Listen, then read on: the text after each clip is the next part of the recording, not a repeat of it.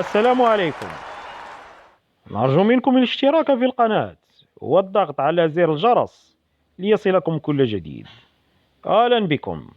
من مصادر إماراتية أن هناك تحركات نشيطة جدا تهم مواجهة الأسود بعد جورجيا يوم 17 نوفمبر لمنتخبي بنما وفنزويلا.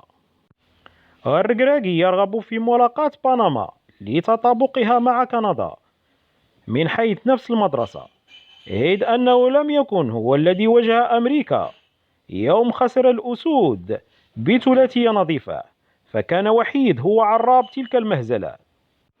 ولذا عالج هذه المباراة عبر الفيديو وعبر عن رغبته رئيس الجامعة في ملاقاة منتخب قريب من كندا، لذلك يجرى التفاوض مع بنما، بينما المباراة الثالثة التي تجري الهندسة لها على قدم وساق في الإمارات تهم ملاقاة فنزويلا، ولا توجد أي من المنتخبات الأوروبية ضمن هذا المخطط.